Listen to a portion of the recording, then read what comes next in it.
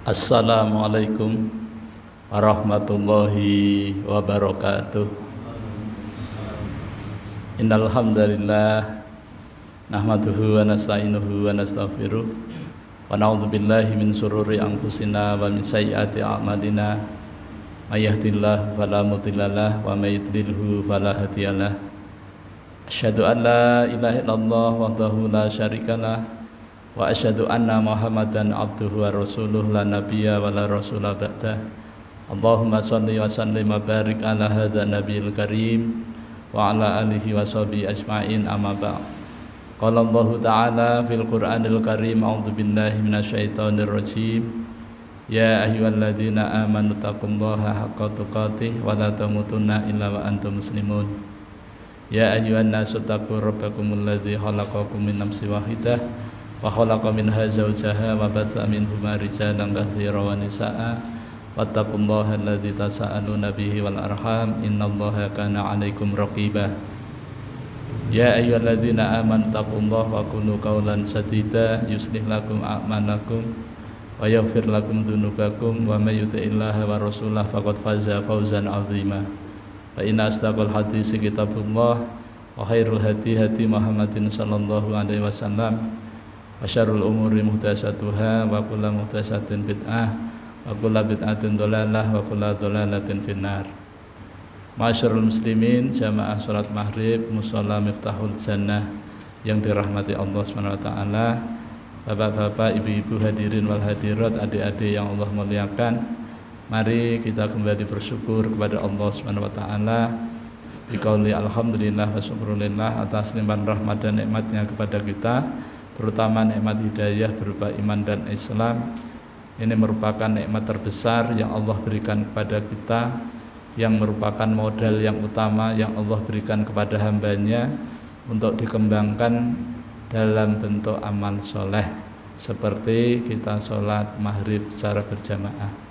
Nikmat kesehatan, panjang umur, waktu luang yang Allah berikan kepada kita, sehingga dengan nikmat itu kita dapat melaksanakan sebagian dari perintahnya, yakni melaksanakan sholat fardu maghrib secara berjamaah di musola yang kita cintai ini.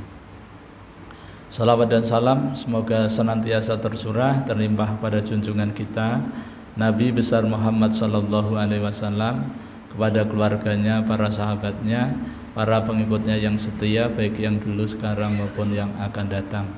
Mudah-mudahan kita semua yang hadir di majelis yang mulia ini dicatat oleh Allah Subhanahu wa taala sebagai hamba-hamba Allah yang taat, yang takwa, calon-calon penerima syafaat yang agung dari baginda Nabi sallallahu alaihi wasallam atas izin Allah Subhanahu wa taala kelak pada hari kiamat. Amin ya rabbal alamin.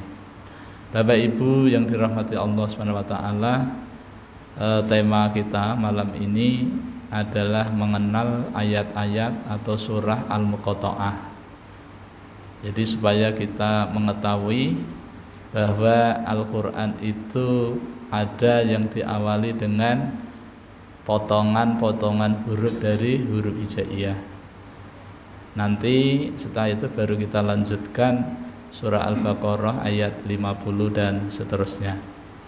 Namun sebelumnya ini masih dalam suasana lebaran gitu ya. Maka di kesempatan ini ulun ucapkan taqabbalallahu minna wa minkum, taqabbal ya karim, minal aidin wal faizin.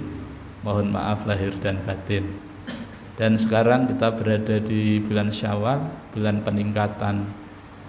Apa yang ditingkatkan yaitu amal soleh yang kita dilatih di bulan Ramadan kemarin. Ya, mudah-mudahan kita semakin meningkat apa yang kita lakukan di bulan Ramadan semalam untuk kita terapkan di 11 bulan setelahnya. Dan di bulan Syawal ini ya ada hadis yang sahih dari sahabat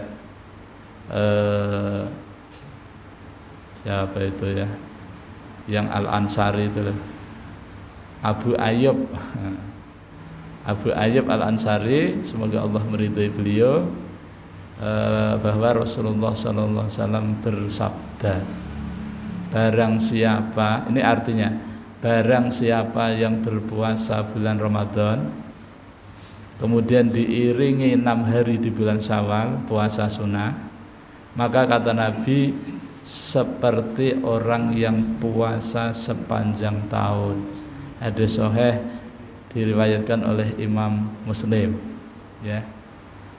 Ya, jadi bagi Bapak Ibu yang belum sempat, barangkali ini masih ada waktu beberapa puluh hari, ya, bisa kita laksanakan puasa sunnah di bulan Syawal yang pahalanya besar sekali.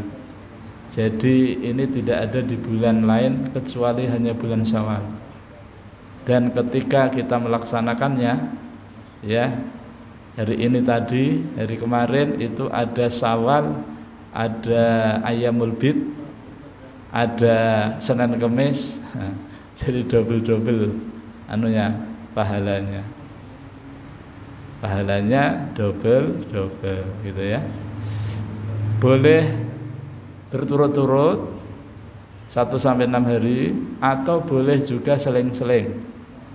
Mungkin pas puasa Senin Kamis, itu bisa, atau Senin Kemis plus Ayyamul Bid, gitu ya, bisa ya. Tapi ini Ustadz Wiryo sudah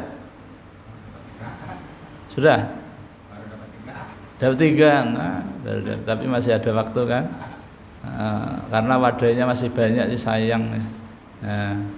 Itu ini bapak-bapak yang lain sudah ya 6, alhamdulillah. Dilebihi tidak apa-apa. Jadi bisa diwariskan kepada yang belum, gitu ya. Bapak Ibu yang dirahmati Allah, jadi kita belajar Al-Quran ini hanya termasuk golongan relawan. Jadi kalau nggak rela itu memang berat. Kenapa? Karena yang kita lakukan ini tidak ada yang bayar.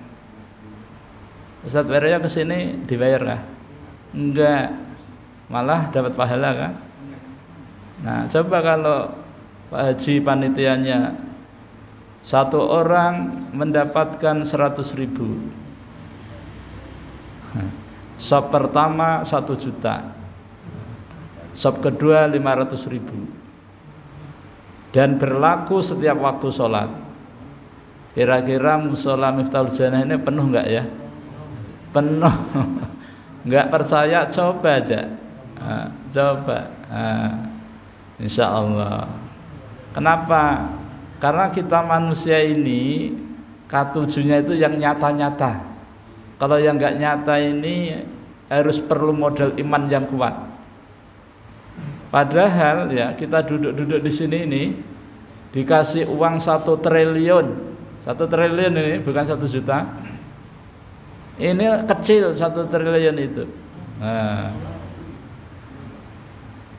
Ulun waktu pertama kali mondok di pesantren belajar tafsir. Ini tafsirnya tafsir Jalalain. Kenapa? Karena ada 2 Jalal. Yang pertama Jalaluddin Al-Mahali, yang kedua Jalaluddin As-Suyuti. Jalaluddin Al-Mahali ini gurunya, ya, menyusun tafsir Jalalain tadi baru sampai juz 15 setengah itu wafat. Maka muridnya Jalaluddin As-Suyuti melanjutkan, ya, melanjutkan sampai 30 juz. Nah, Jalaluddin As-Suyuti ini menulis kitab di dalam pembukaan tafsir itu tentang menyusun hadis-hadis tentang fadilah belajar Al-Quran atau fadilah ilmu dan ulama. Ya, jadi karena ulun waktu itu hari pertama semangat, ya, semangat sekali. Ingat hadisnya itu. Jadi hadisnya itu nggak pakai sanad, langsung qala Rasulullah, nah, gitu. Bukan maksudnya, bukan nggak ada sanadnya. Imam As-Suyuti tidak menampilkan sanadnya, tapi ini tetap bersanad, ya, itu. Jadi beliau dari puluhan, 40 hadis lebih tentang keutamaan ilmu ini, maka beliau di yang pertama kali itu beliau menampilkan hadis dari Nabi begini. Ini di mana-mana untuk memotivasi, ini sering ulun sampaikan ya, terutama kalau lagi awal-awal belajar. Rasulullah SAW bersabda, beliau berpesan kepada Ibnu Mas'ud. Ibnu Mas'ud itu namanya Abdullah, bapaknya Mas'ud, makanya Ibnu Mas'ud. Rasulullah bersabda begini, ya Ibnu Mas'ud, ini Rasulullah, julusuka fi majlisil ilmi sa'atan, la tamusu qalaman wa la taktubu harfan, khairul laka min itqin alfin raqabatin. Nabi mengatakan, berpesan kepada Ibnu Mas'ud, wahai Ibnu Mas'ud, dudukmu di majlis ilmu itu saatan, sejam atau sesaat, satu periode, habis maghrib sampai isya, satu periode. Kalau memang setengah jam, tergantung, itu satu saat. Latamu sukolaman, tidak menyentuh pulpen, maksudnya tidak bawa pulpen. Wala taktubu harfan, dan tidak menulis satu huruf pun. Terus ngapain? D4. Jadi golongan D4. Datang, duduk, diam. Nah, gitu ya. Cuma itu aja, mendengarkan saja. Jadi selama satu periode. Itu kata Nabi kepada Ibnu Mas'ud, khairun, lebih baik laka bagimu wahai Ibnu Mas'ud, min dari, maksudnya daripada, dibandingkan itqin, memerdekakan alfin, 1000 raqabatin, budak. Nah, 1000 budak. Harga budak 800 juta kali 1000. Nah, banyak, hampir 1 triliun. Tapi kan masih lebih baik duduk. Yang lanjutannya, wasalamuka. Bukan. Ya, terbalik-balik tidak apa-apa ya. Tapi intinya begitu ya. Wanadruka ila wajhil alimi khairul laka min alfin farsin tasodakta biha fisabilillah. Wahai Ibnu Mas'ud, lanjutannya, adapun kamu menyaksikan, melihat, melototin wajahnya orang alim, orang yang berilmu dan mengamalkan ilmunya. Ilmu itu sumbernya dari Quran dan Sunnah. Cuma melototin saja, mungkin gitu ya, ngelihatin saja, mendelengi sambil ngerasani baik, ini kok, pokoknya gitu. Khairul laka, lebih baik bagimu wahai Ibnu Mas'ud, min dari alfin farsin, 1000 kuda, 1000 kuda perang. Tasodakta, engkau sedekahkan, fiha, di dalamnya, sabilillah. Jadi bersedekah 1000 kuda untuk jihad di jalan Allah. Ini Ustadz Wirya sudah pernah sedekah 1 ekor kuda? Hari ini. Hari ini. Ya, gitu ya. Nah, nggak usah curiga dulu dengan hadis ini, gitu ya. Jangan menduga kalau ini palsu, apalagi dhaif. Nah, pokoknya nanti ditelusuri. Kemudian yang ketiga, wasalamuka alal alimi, adapun salam, kau memberi salam kepada orang alim. Orang alim itu ya orang yang berilmu agama ya, yaitu sumbernya dari Quran dan Sunnah. Khairul laka, itu lebih baik bagimu, min alfin min sholatin alfin sanatin, itu lebih baik bagimu daripada kamu sholat 1000 tahun. Tapi Kiai Ulun itu menyampaikannya gini, min alfin sholatin rokatin, gitu, alfin rokatin. Jadi lebih baik bagimu daripada sholat 1000 rakaat. Tapi kalau teksnya itu di situ alfin sanatin, sanatin kan tahun. Nah, 1000 tahun. Kemarin waktu bulan Ramadan ada kajian Lailatul Qadar, malam kemuliaan yang lebih baik daripada 1000 bulan. Ini 1000 tahun. Masya Allah. Rasulullah itu kalau memotivasi sahabat begitu. Padahal nggak nulis, ya kan? Nggak nyatet, cuma mendengerin sebentar. Ya, bahkan sambil menunggu dikasih wadai minuman kadang-kadang, ya kan? Nah, masih dikasih pahala oleh Allah lebih baik. Nah, kira-kira semangat. Nah, selanjutnya di majelis ilmu itu kata Nabi diibaratkan seperti taman surga. Oh. Nabi pernah berpesan kepada sahabat, wahai sahabat, apabila kamu jalan-jalan, kamu melihat taman surga, maka singgahlah. Sahabat bertanya, ya Rasulullah, apa yang dimaksud taman surga? Yaitu majelis ilmu, majelis di mana tempat itu diajarkan Al-Quran dan As-Sunnah, atau di tempat itu dibacakan Quran dan hadis. Nah, mampir. Ustadz Ferry tadi mampir kah atau sengaja dari rumah? Sengaja. Alhamdulillah. Yang ngasih tahu siapa Ustadz? Sendiri. Oh gitu. Alhamdulillah. Yang ngasih tahu itu pahalanya sama dengan yang datang, tanpa dikurangi, ya. Yang menyoteng 2, sudah datang, sudah nyoteng, kemudian nanti di-share, terus disaksikan, terus diamalin, wah itu pahalanya berlipat-lipat.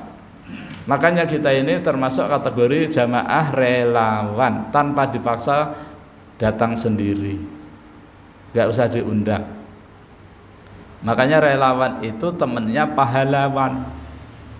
Pahlawan itu kan orang yang punya ahli pahala, ahli kebaikan. Nah gitu. Kalau hartawan orang yang banyak hartanya, ya. Kalau wartawan, nah itu yang cari-cari berita. Nah, hati-hati. Bapak Ibu yang dirahmati Allah, kami mulai kita mengenal. Jadi ilmu yang kita pelajari malam ini adalah mengenal surah Al-Muqatta'ah. Apa itu Al-Muqatta'ah? Al-Muqatta'ah adalah surah yang diawali dengan potongan-potongan huruf-huruf hijaiyah. Jadi cara membacanya bagaimana? Dibaca huruf aslinya. Nih ulun mau tanya Ustadz Ferry, karena saya yang akrab dengan beliau. Ini Ustadz Ferry atau bukan sih? Iya. Oh iya kan. Ustadz Ferry Tulus sudah tahu belum berapa jumlahnya surah Al-Muqatta'ah? Belum. Berarti beruntung. Malam ini insya Allah akan tahu. Walaupun tidak memegang pulpen, nggak nyatet karena ini ada rekamannya, nanti bisa diminta, ya kan? Ulun mau sampaikan pelan-pelan supaya diingat. Yang pertama surah Al-Baqarah, alif lam mim, ya, alif lam mim. Dibacanya bukan alama, bukan, tapi alif lam mim. Karena ini mengacu kepada tajwid, maka cara membacanya menggunakan kaidah ilmu tajwid. Alif lam mim, bukan alam ma, bukan. Karena dulu ulun waktu belajar teman saya membacanya alama.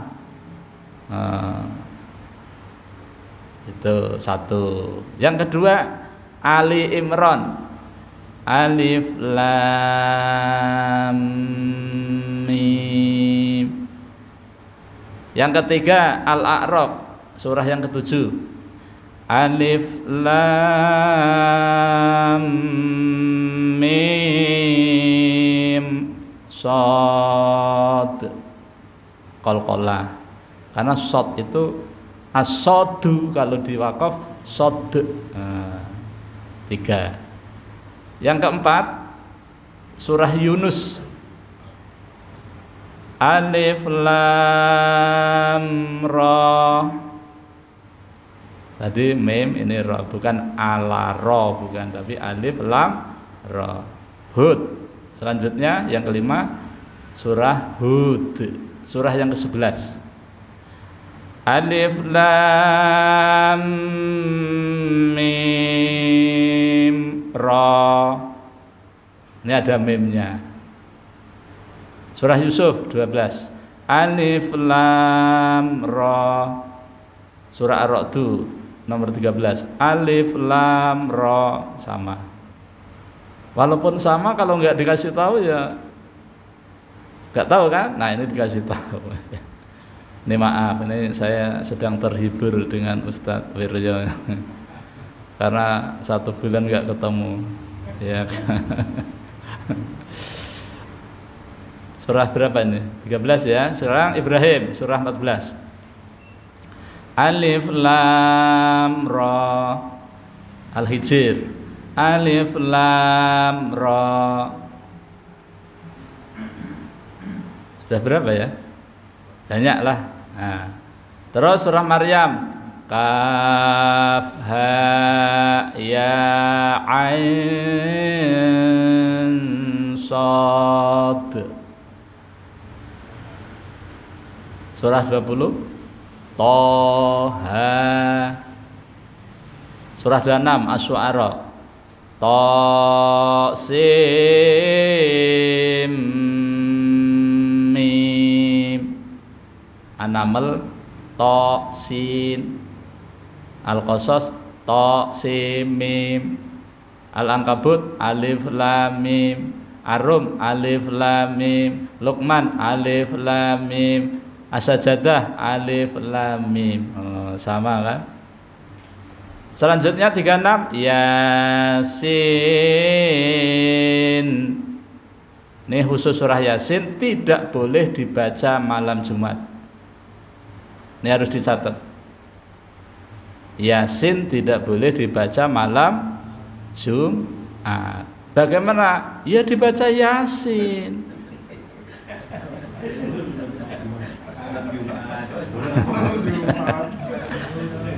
Terus kalau malam Jumat baca surah Yasin, bagus sekali.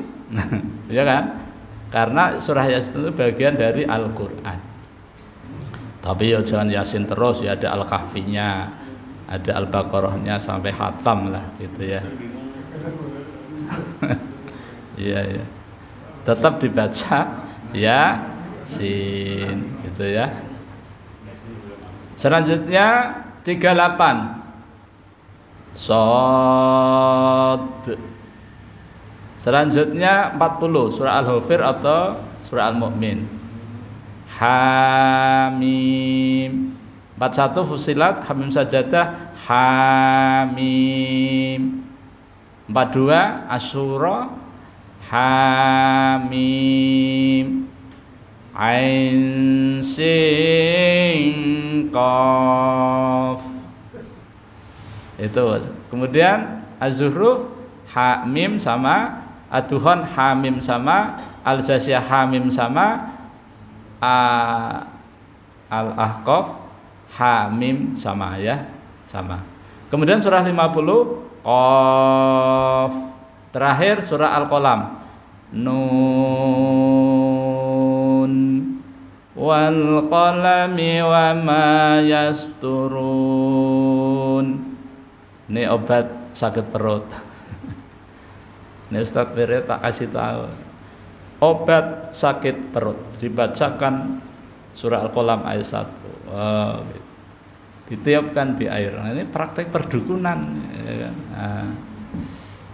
Nah ini ulun tanya nih sama Ustadz Bere, ada berapa jumlahnya? Dihitung enggak? Enggak ngitung. Ada berapa? Ada? 50. Oh, 50, alhamdulillah. Ini bapak-bapak ada yang ingat kan? Ada berapa? Ada, pokoknya ada ya. Baik, nanti dihitung lagi ya. Kalau surahnya ada 28. Tapi kalau kalimatnya tadi ada 29. Karena di surah-surahnya ada 2 kan? Nah itu. Terus apa tujuannya kita mengenalkan surah Al-Muqatta'ah ini? Karena ada tujuan. Setiap surah yang diawali dengan potongan-potongan huruf hijaiyah tujuannya untuk menarik perhatian orang-orang kafir ketika itu. Orang-orang ahli syair ketika itu untuk menanggulangi kecongkakan, kepongahan mereka. Karena dengan syair-syair mereka itu dikira sudah sesuatu yang wah begitu. Maka Al-Quran diturunkan bukan untuk menyaingi mereka, tetapi secara otomatis akan tersaingi. Karena kalau syair itu semua orang bisa kalau mempelajari, tapi kalau Al-Quran tidak semua orang bisa membuatnya. Kalau membacanya iya bisa, tapi membuatnya nggak bisa. Makanya Allah menantang kepada orang-orang kafir, orang-orang munafik, orang-orang yang ragu terhadap apa yang diturunkan Allah kepada hambanya. Maka tantangannya itu ada di Ustaz Ferya, masih ingat? Pertama kali masuk Al-Baqarah 23 ya. Wa in kuntum fi raibim mimma nazzalna ala abdina fa'tu bi suratim mim mislih wad'u syuhada'akum min dunillahi in kuntum shadiqin. Apabila kalian orang-orang kafir masih ragu terhadap apa yang disampaikan hambaku, yaitu Al-Quran, ayo silahkan bikin. Silahkan bikin satu surah yang mirip, yang sama ya. Mau yang pendek kah atau yang tebel atau yang panjang, silahkan. Silahkan kamu minta tolong pada dedengkot kalian, bos-bos kalian, pemimpin kalian, penolong kalian, silahkan. Yang penting jangan minta tolong kepadaku jika kalian itu benar. Ini tantangan Allah kepada mereka satu surah. Nanti ada tantangan cuma satu ayat. Nah, ada banyak tantangannya. Nah, Al-Quran yang surah Al-Muqatta'ah itu diturunkan untuk menarik perhatian mereka supaya mereka bertanya-tanya apa ini maksudnya, gitu ya. Ternyata benar. Begitu Rasulullah SAW menyampaikan surah ini kepada mereka, mereka bertanya, apa ini kok aneh bin ajaib. Makanya saya membuat tulisan The Miracle of Quran, keajaiban Al-Quran gitu. Ternyata memang ajaib luar biasa ya. 1001 keajaiban dalam Al-Quran ya. Tuh. Kemudian yang kedua, tujuan daripada Allah menurunkan wahyu kepada Rasulullah yang diawali dengan huruf-huruf itu untuk menunjukkan betapa agungnya Allah Subhanahu wa Ta'ala yang hanya dengan abjad-abjad disusun menjadi kalimat, dan dengan kalimat itu dijadikan sebagai petunjuk. Nah, makanya orang yang membaca Al-Quran dan paham kandungannya, insya Allah akan mendapatkan banyak manfaat. Seperti apa yang dijanjikan Allah kepada Adam. Kan Adam setelah diuji dengan larangan nggak lulus ya. Kalau iblis diuji dengan perintah nggak lulus, Adam diuji dengan perintah lulus. Disuruh ngajari malaikat bisa semua tanpa kecuali. Disuruh tinggal di surga aman. Disuruh makan makanan dimakan semua tanpa kecuali. Tapi begitu Allah minta agar tidak melakukan sesuatu, artinya melarang. Jangan kamu dekati pohon ini. Ternyata nggak lulus. Ini kira-kira tidak lulus ini apa karena Adam tidak pintar atau karena kehendak Allah? Atas kehendak Allah. Allah menghendaki tidak lulus. Allah menghendaki Adam itu melanggar. Sebab kalau tidak melanggar, Adam sebagai peran utama dalam skenario itu, maka Adam menyalahi. Makanya waktu Adam ketemu Musa, di mana itu ketemu pertemuannya itu ya? Kapan? Di Mushola Miftaul Jannah kayaknya. Musa ini kan Bani Israel, kalau kita kan Bani Adam. Musa itu ketemu Adam itu unjuk rasa, nyalah ke. Wah, gara-gara pian itu Bang, kami terlunta-lunta, loro-loro nang dunya. Coba kalau pian itu tidak melakukan kesalahan, kami nyaman di surga. Gitu kan Musa. Maunya Musa itu ya sama dengan maunya kita ya. Kita maunya juga gitu. Tapi kan Musa nggak pernah kuliah tafsir, nggak pernah. Kalau kita kan kuliah tafsir kan, jadi tahu. Gitu ya. Maka Adam mengatakan gini, Musa kalimullah, kamu yang diberi gelar kalamullah, yang diajak bicara langsung dengan Allah kamu. Mestinya kamu juga tahu, saya melakukan seperti ini bukan kehendakku, kata Adam. Aku maunya juga nggak mau. Wong saya disuap berkali-kali melalui 2 serangan, saya juga sudah tidak mau kok. Pertama saya disuap pada saat serangan fajar, saya juga nggak mau kok, saya tolak, kata Adam. Yang kedua serangan ba'da asar, saya tolak. Tapi kan para penyuap itu mendatangi istriku melalui ibu Hawa. Akhirnya Hawanya nggak mampu. Mas Adam, kamu cinta padaku? Ya cinta toh. Ini aku nyidam. Nyidam. Emangnya apa? Aku kepengen itu loh. Itu apa? Itu buah. Nggak boleh itu. Ini jabang bayimu ini mau makan gitu. Nggak boleh. Mas sekali aja. Enggak. Itu Adam sudah kuat.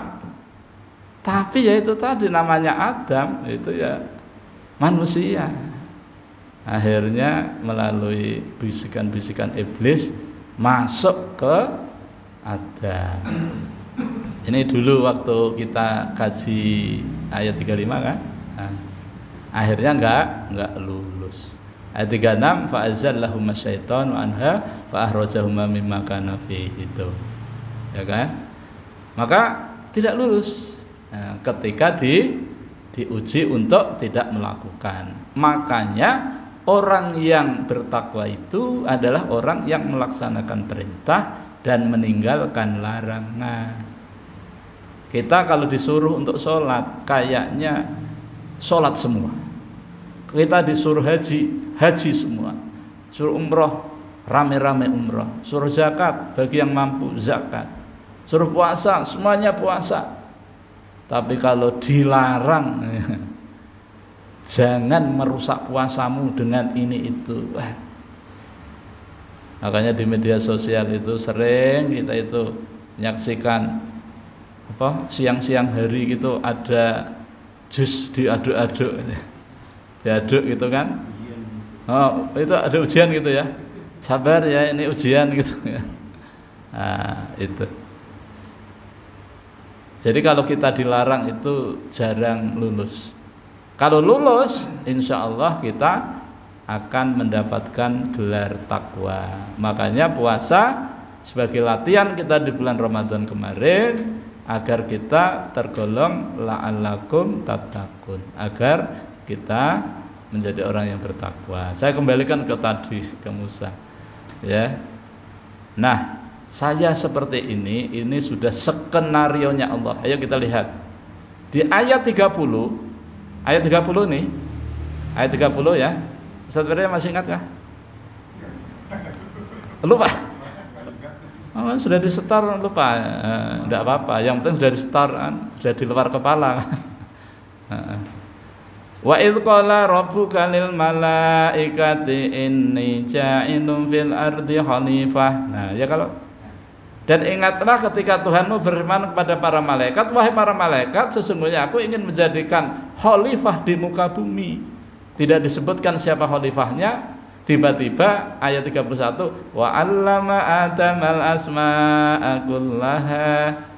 Allah mengajari Adam dengan ilmu tentang nama-nama, gitu. Nah, kan Allah bermaksud ingin menjadikan khalifah di muka bumi, bukan di surga. Dengan cara dikasih ujian tidak lulus. Coba kalau lulus, nggak jadi dong. Nanti betul apa yang dikhawatirkan oleh malaikat. Wong malaikat nggak setuju rencana ini karena melihat pengalaman sebelumnya. Nah, ternyata diuji-uji seperti itu. Jadi iblis diuji dengan perintah untuk sujud menghormat kepada Adam. Adam diuji untuk tidak mendekati pohon, akhirnya tidak. Nah, karena digelincirkan oleh iblis, maka Adam bertobat. Nah, bertobat loh ini. Saya ingatkan. Ini sengaja saya sampaikan untuk Ustadz Wirjo. Ya. Ayat 37. Fatalaqa Adamu min rabbih kalimatin fataba alaihi innahu huwat tawwabur rahim. Fa maka talaqa menerima. Kalimatin beberapa kalimat. Adamu Adam. Kalimat apa itu? Yang dimaksud adalah kalimat istighfar.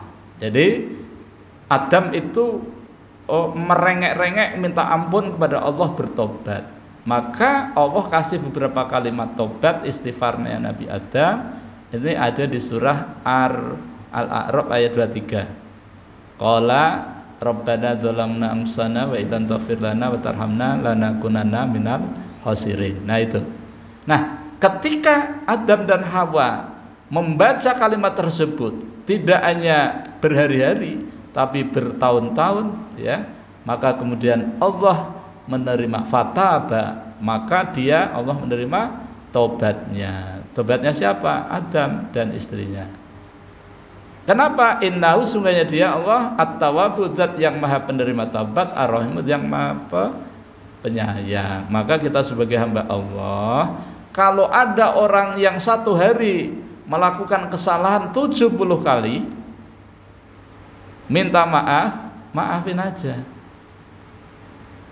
Sekali minta maaf, maafin. 2 kali, maafin. 3 kali minta maaf, dimaafin ya. 10 kali mungkin beda lagi. Tiada maaf bagimu, gitu ya. Nah, tapi orang kalau sudah membaca ayat ini, Allah aja maha pemaaf, masuk kita hambanya enggak, ya kan? Nah, jadi kita kalau punya pembantu, kemudian pembantu kita melakukan kesalahan sehari 70 kali dan minta maaf, maafkanlah, kata Nabi. Nah, kalau istri kita melakukan kesalahan 70 kali, minta maaf pada suami yang baik memaafkan. Suami salah, minta maaf kepada istri yang baik akan memaafkan. Itu kalau paham. Nah, dengan ayat ini berarti orang yang mengatakan bahwa Adam membawa atau mewariskan dosa-dosa kepada kita, enggak betul. Karena Adam sudah minta maaf, sudah bertobat dan tobatnya diterima. Orang yang berdosa, dosanya besar, kemudian bertobat, maka orang itu sudah tidak berdosa. Maka Adam ke dunia sudah tidak membawa dosa, sudah bersih seperti kain putih tanpa noda. Nah, tujuannya apa? Untuk menjadi khalifah. Maka yang disampaikan oleh Allah Subhanahu wa taala ayat berikutnya, pengusiran itu qul nahbitu minha jami'a. Dah kami berfirman ya kepada penduduk surga ketika itu, turunlah kalian semua. Stoplah karena sudah sampai. Iya kan? Nah, maka kemudian Allah menyatakan fa imma ya'tiyanakum minni huda faman tabi'a hudaya fala khaufun 'alaihim wala hum yahzanun. Barang siapa, ini Allah memberitahu kepada Adam, dan apabila nanti setelah kamu di dunia dan datang kepadamu petunjuk dariku, maka Allah mengatakan barang siapa yang mengikuti petunjukku, maka mereka itu tidak akan ada rasa takut dan tidak ada rasa duka cita. Mudah-mudahan melalui kajian ini kita termasuk hamba-hamba Allah yang takwa. Mudah-mudahan melalui kajian ini kita termasuk hamba-hamba Allah yang gemar menghidupkan sunnah Nabi, hadir di majelis ilmu, dan kita mendapatkan pahala yang banyak. Dan ketika kita menghadap Allah Subhanahu wa taala, kita akan mendapatkan rahmatnya. Demikian yang dapat ulun sampaikan, kurang lebihnya mohon maaf. Kita tutup dengan baca hamdalah dan doa kafaratul majlis. Alhamdulillahirabbil alamin, subhanakallahumma wa bihamdika asyhadu an la ilaha illa anta astaghfiruka wa atubu ilaik. Wal afu minkum. Wassalamualaikum warahmatullahi wabarakatuh.